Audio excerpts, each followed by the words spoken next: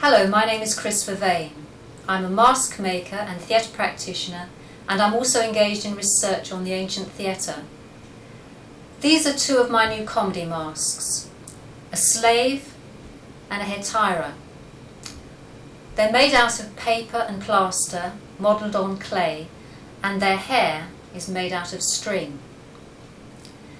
They're based on the ancient artifacts thought to represent new comedy masks, but they're not simply scaled up versions of any single artifact.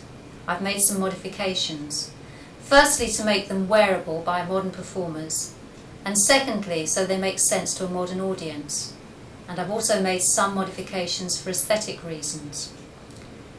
When I'm making them, I try to do what we see in the ancient artifacts, and that is incorporate changes in expression that will appear when the masks present at certain angles to the audience. I'll demonstrate this with my slave mask.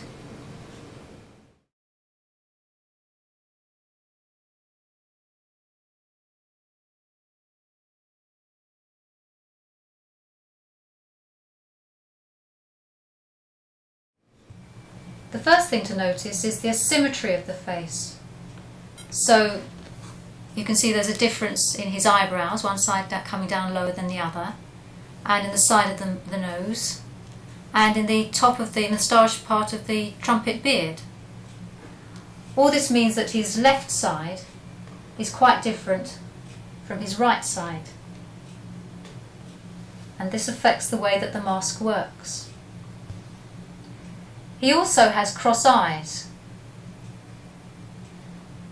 Now, two categories of slave mask in the Pollock's catalogue have a twisted gaze, so perhaps that's what we're seeing here. David Wiles has described the slave mask terracottas from Lipari and tried to analyse what it is in their design that gives rise to particular expressions. So we'll see how some of his ideas work with my mask. One thing he finds is a scheming, prying, shifty look in the mask, and argues that this effect is produced by the way the slave mask, even when its face is turned away from spectators, still appears to be watching them. So if I turn the mask to one side, we can see that one eye does appear to be looking forward, and same thing on the other side.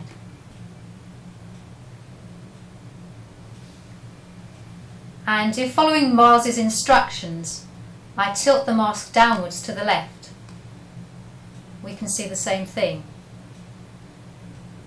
I think most of these effects are due to the configuration of the eyes, although at this particular angle, Wiles talks about the zigzag formation of the eyebrows as an important factor. Wiles also sees an anguished look when the mask is lowered. In this position, he says, the brow appears contracted. This cheek plane is prominent. And I can also see on my mask that the corners of the mouth appear to turn down too. Wiles observes that when the mask is raised, a smile appears which becomes more pronounced when the mask turns to the side. And the brow now appears raised in a mischievous or mystified fashion. I can see from my mask that in this position the ridge under the trumpet beard becomes visible, and this helps make the corners of the mouth appear to turn upwards. You can learn quite a lot about the masks from the artifacts, but it's not until you create an object and find a performer and bring the two together that something starts to come alive, a character emerges. At the moment, I'm using this mask more like a puppet. To realise its full potential, it needs to be worn by a performer with an appropriate costume and physicalisation, so that body and mask become an integrated whole.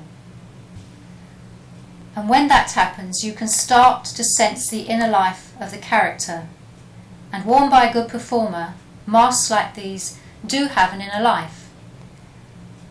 They may not be inward focused, that's something different, but they are not empty shells. And contrary to John Jones's often quoted assertion, their being is not exhausted in their features. The scene that follows doesn't come from any particular play, but let's say the story goes like this.